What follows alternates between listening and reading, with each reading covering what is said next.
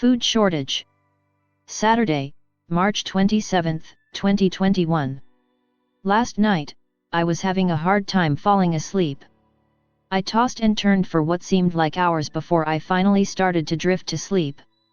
Just before I fell asleep, I noticed a vision coming into focus. This vision disturbed my spirit so that it awakened me from my doziness to inquire of the Lord about what was I seeing and why? Is this something around the corner or off in the distance? After a few minutes and not hearing from the Lord, I attempted to go back to sleep once again. And once again I find myself unable to fall asleep. At some point, again, I felt myself slowly drifting to sleep, but I fell into another vision.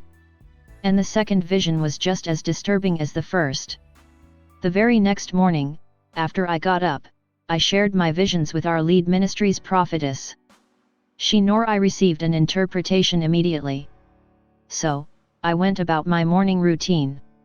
Later that morning, she reached out to me after her morning prayer routine, and the Lord thy God provided us an interpretation of my visions.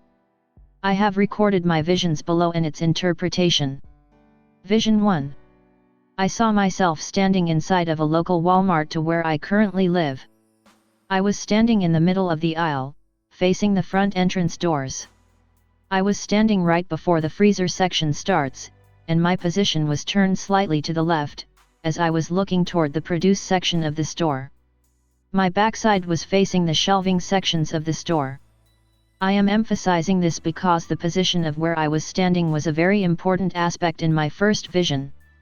So, I want to explain that piece because I don't think God is going to allow me to share the importance of the position of where I was standing in the interpretation below. At any rate, as I looked around the produce section, I was shocked and scared by what I saw. There was not a single produce in Walmart. No vegetables. No fruits. No potatoes. No bread. No meat. No nothing. And then I jumped up and awakened myself from my doziness to inquire of the Lord. Vision 2. After the Lord did not respond to my inquiry of the first vision, I attempted to go back to sleep. Again, just before I was about to slip into a deep sleep, I fell into a second vision. Compare to Acts 2:17. And what I saw was scarier than the first vision. I saw myself standing in a wooded area. It appeared I was somewhere in Africa in a safari. I could see for miles in all directions. But everything was a blur.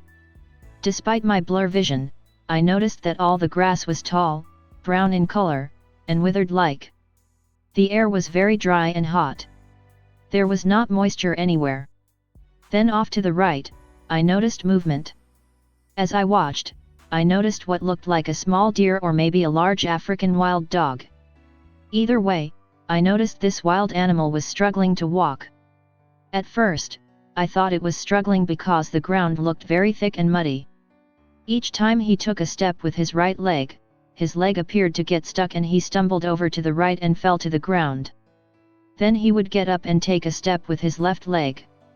His left leg appeared to get stuck and then he stumbled over to the left and fell to the ground. Each time he attempted to take a step, he repeated this same action. A step, he gets stuck, and he stumbled over in the direction he stepped.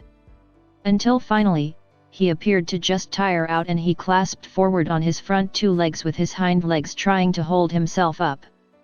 Until he no longer had the strength to carry his own weight and he finally falls completely to the ground. Then it hit me. This animal is not stumbling because he is getting stuck in the thick mud. He is weak because he is starving. There is no food for him to hunt or eat in this hot, dry, desolate safari. And then the vision ended. Interpretation. Last night, I did not know what exactly to make of the visions, although I could make some assumptions based on some things God has been showing and telling me through other visions and dreams over the past 3.5 years. But I decided to bring in our ministry prophet to seek clarity and direction from the Lord. And when I did this morning, below is what the Lord revealed. Please read Amos 3:7 before listening to the audio below.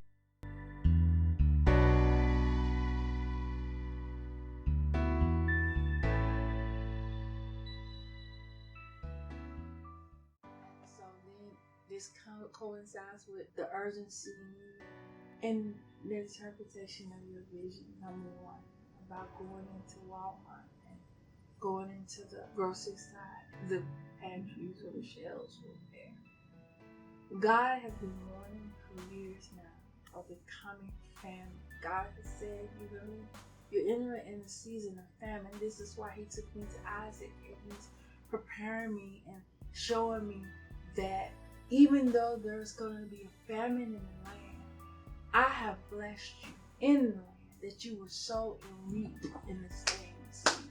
That even though there's a famine around you, there's a lack around you, that you will be filled and you will be blessed. And there's a distinguishing between those who bear the Isaac anointing, because then they will know those who serve me and those who do not.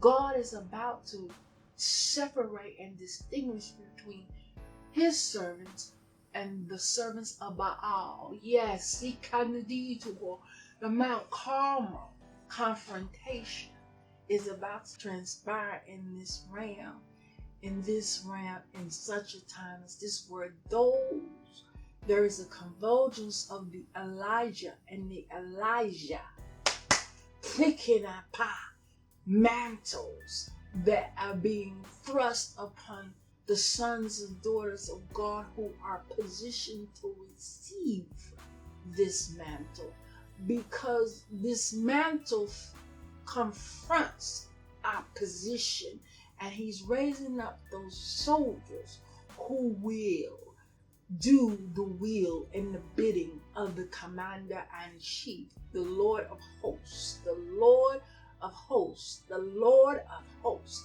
So it is not for the faint at heart. It is not for the casual stand-byer or onlooker.